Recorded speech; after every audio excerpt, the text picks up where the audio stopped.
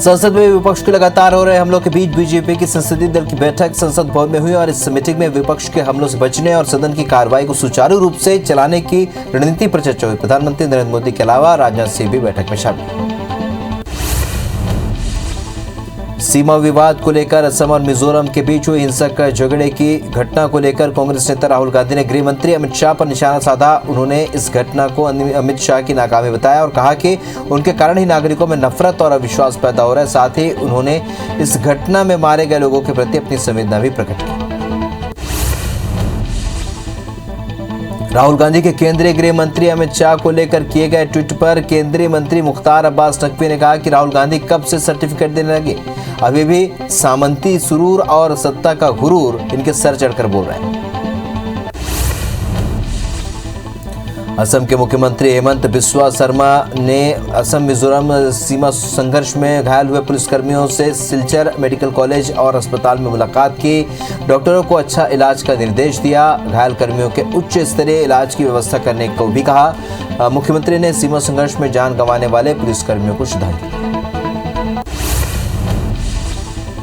वहीं असदुद्दीन ओवैसी ने इस हिंसा को लेकर अमित शाह पर तंज कसा। असदुद्दीन ओवैसी ने ट्वीट कर कहा कि मिजोरम असम सीमा पर अचानक हिंसा इतनी बढ़ गई है कि असम पुलिस के 6 कर्मी शहीद हो गए और कई लोग घायल हैं। आगे उन्होंने इस बात पर भी सवाल उठाए हैं कि अमित शाह के दौरे के फौरन बाद इतनी बड़ी घटना कैसे घटी।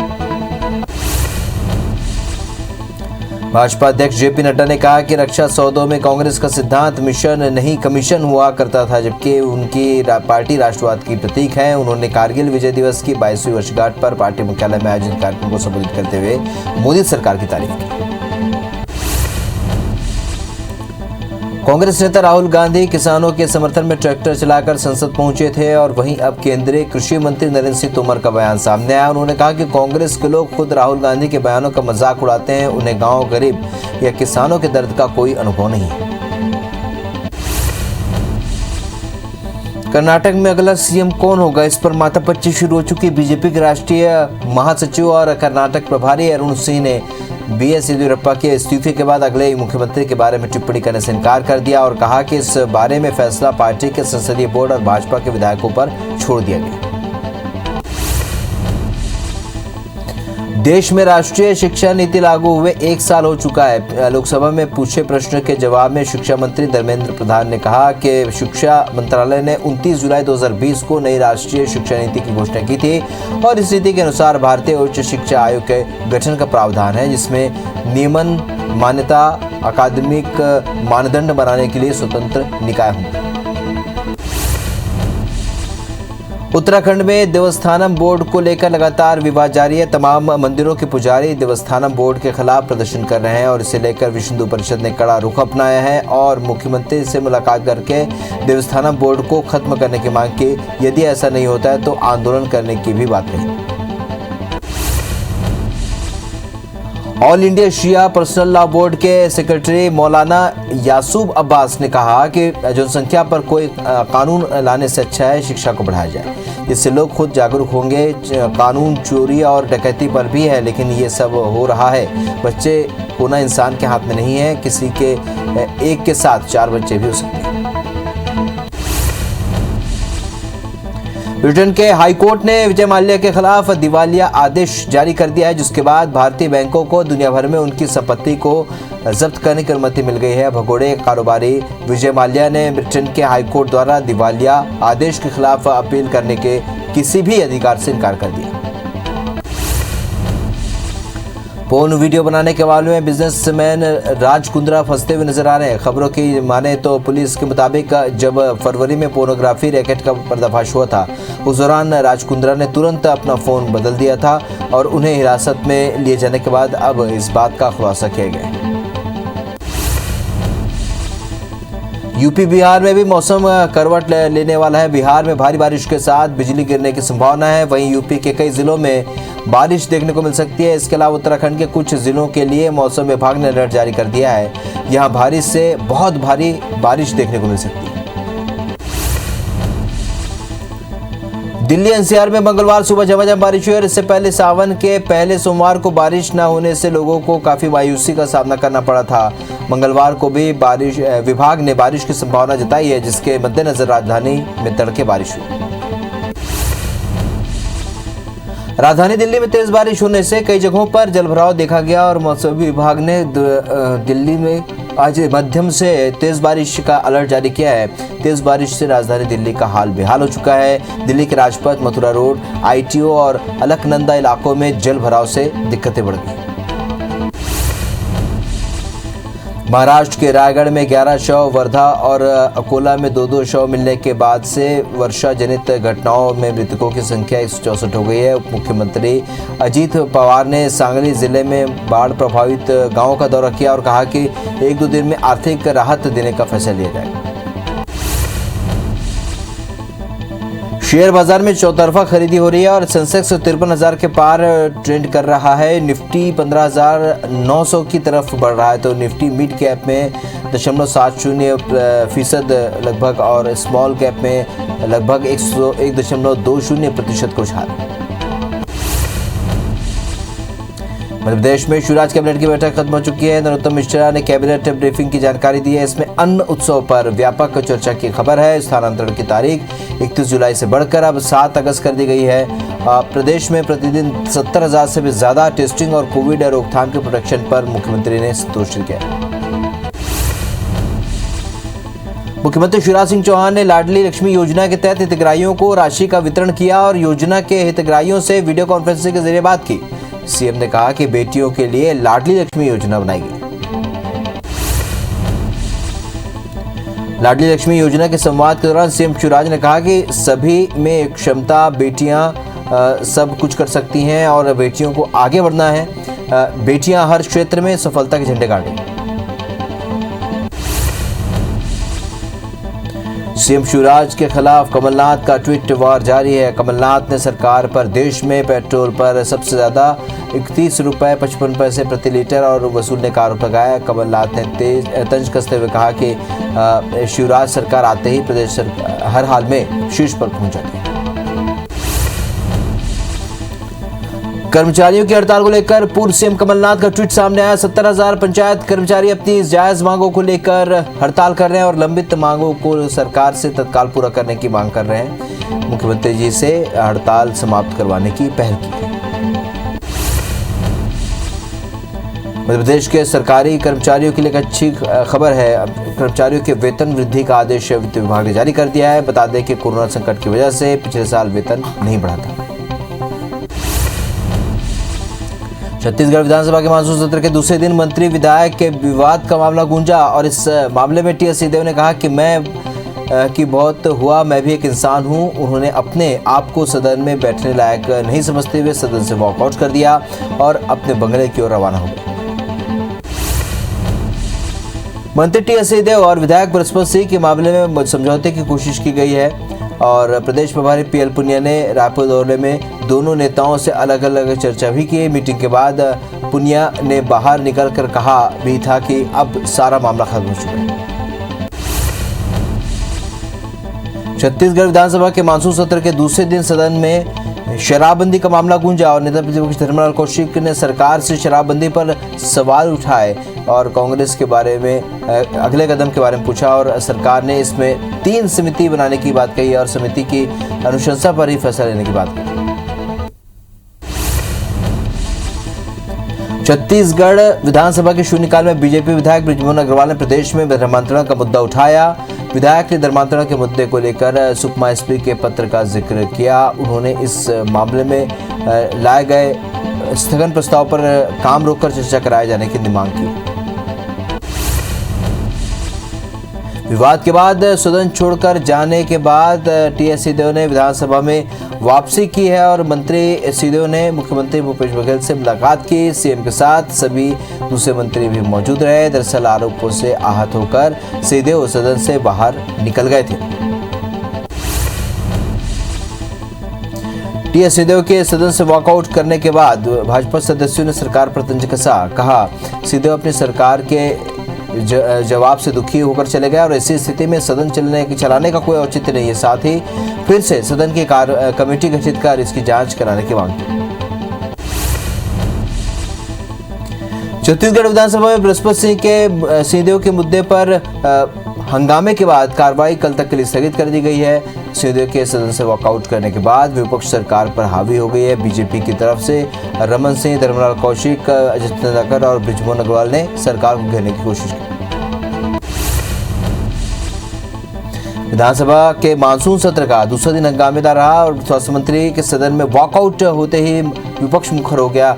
पूर्व सीएम रमन सिंह ने पूरे मामले पर कहा कि 2.5 साल आते आते प्रदेश सरकार बिखर चुकी है। सिंहदेव ने कहा कि आप लोगों की ही चर्चा पर मैं उपस्थित हुआ।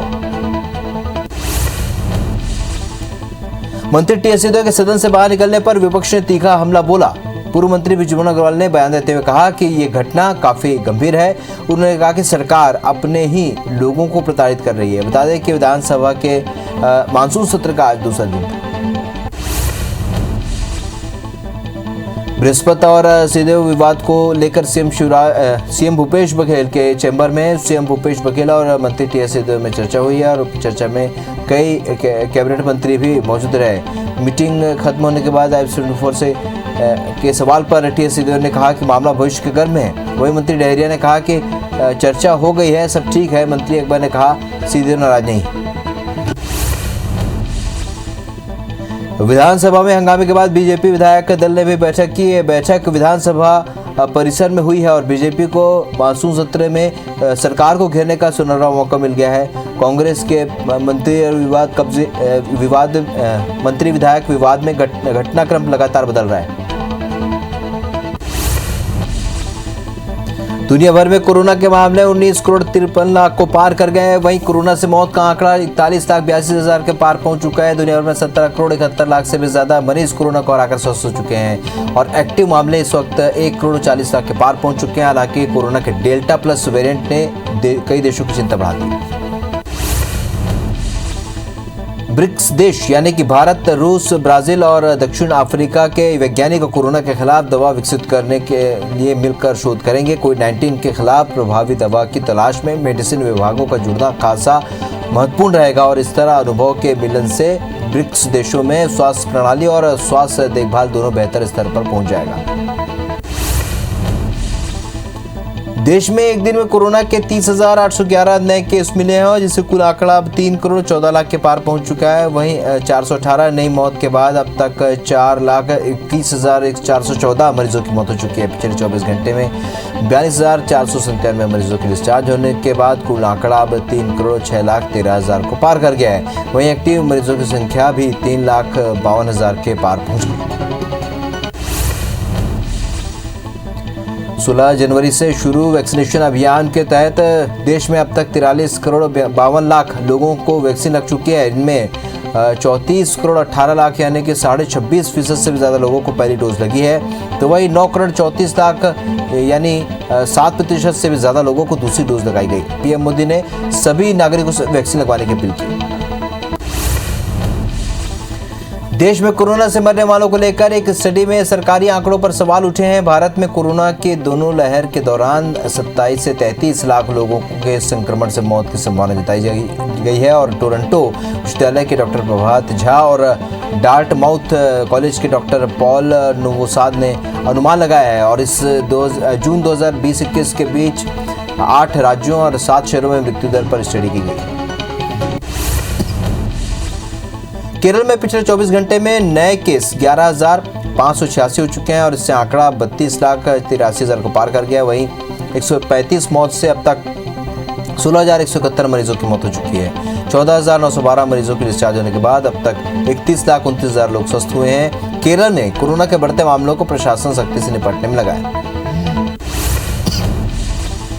कोरोना की तीसरी लहर की आशंका के बीच देश की एक और स्वदेशी वैक्सीन परीक्षण में खरी उतरी है और खास बात यह है कि जायकोव डी वैक्सीन 12 साल और उससे ज्यादा उम्र के बच्चों के समेत सभी पर कारगर है।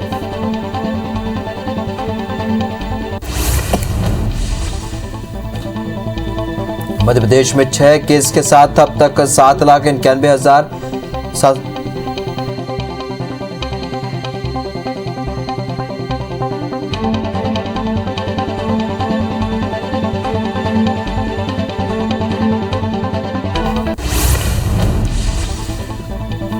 छत्तीसगढ़ में कोरोना के 192 नए केस से कुल आंकड़ा अब 10,01,000 को पार कर गया है।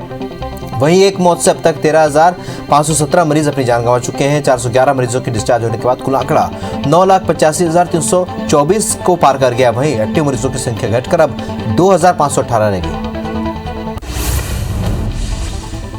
भारत का जुलाई के अंत तक 50 करोड़ से भी ज्यादा टीके लगाने का लक्ष्य पूरा नहीं हो पाएगा। इसकी बड़ी वजह कोवैक्सीन निर्माता भारत बायोटेक का पर्याप्त उत्पादन न बढ़ा पाना है। हालांकि स्वास्थ्य मंत्री मनसुख मांडविया ने कहा है कि आपूर्ति में कमी से देश में टीकाकरण प्रभावित नहीं होगा। मध्य प्रदेश में वैक्सीन की दोनों डोज लगाई जा रही है। इससे प्रदेश में अब तक 2,89,00,000 से भी ज्यादा लोगों को वैक्सीन लग चुकी है। प्रदेश में अब तक 2,42,00,000 यानी कि 32% से भी लोगों को पहली डोज लगी है, तो वहीं लगभग 6.5% से भी ज्यादा यानी कि 47,23,000 लोगों को दूसरी डोज लगाई गई। छत्तीसगढ़ में दोनों कोवैक्सीन और कोविशील्ड वैक्सीन लगाई जा रही है। हालांकि प्रदेश में अब तक 1,17,00,000 से भी ज्यादा लोगों को वैक्सीन लग चुकी है। इसमें 31.74% यानी कि 95,11,000 लोगों को पहली डोज, तो वहीं 7.35% यानी कि 22,07,000 से भी ज्यादा लोगों को दूसरी डोज लगाई गई। केंद्रीय स्वास्थ्य मंत्रालय के अनुसार सोमवार को जांच पॉजिटिव दर 3.4% दर्ज की गई और जबकि पहले सप्ताह में ये 1.68% थी। ये संख्या अभी बहुत चिंताजनक नहीं है, मगर घटने की बजाय इसका बढ़ना चिंताजनक है। अगर ये ट्रेंड आगे बढ़ा तो ये तीसरी लहर का साफ संकेत हो सकता है। कोरोना के डेल्टा वेरिएंट ने अब खतरनाक रूप धारण कर लिया है। कई देशों में मिल रहे प्रमाण से पता चला है कि डेल्टा वेरिएंट पूरी तरह से टीकाकरण वाले लोगों को भी संक्रमित करने में सक्षम है।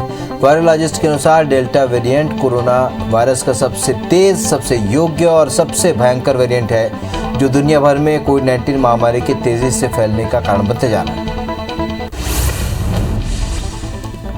कोरोना गाइडलाइन के साथ छत्तीसगढ़ में 2 अगस्त से स्कूल खुलने वाले हैं और प्रदेश में पहले 10वीं और 12वीं की क्लासेस होंगी और 1% से भी कम संक्रमण वाले जिलों में स्कूल खोलने का निर्णय लिया गया है। हालांकि महामारी का संक्रमण प्रदेश में कम होता जा रहा है। धमतरी कलेक्टर ने कोविड मरीजों की संख्या में कमी को देखते हुए लॉकडाउन को संशोधित कर दिया है। अब रविवार को लॉकडाउन लगेगा, पहले मंगलवार को लॉकडाउन था। हालांकि नगरीय निकाय धमतरी में प्रत्येक रविवार को व्यावसायिक प्रतिष्ठान बंद रहेंगे, तो वहीं आगामी आदेश तक धारा 144 लागू रहेगी। सरकार ने गरीब परिवारों को राशन पाने के लिए पात्रता पर्ची को अनिवार्य किया है, लेकिन जबलपुर में इसे लेकर विभाग उदासीन बना हुआ है, जिससे हितग्राहियों को कई तरह की परेशानियों का सामना करना पड़ रहा है और गरीब हितग्राही सरकारी दफ्तरों के चक्कर काटने को मजबूर है और जिले के करीब 9,000 परिवारों को पात्रता पर्ची की दरकार है।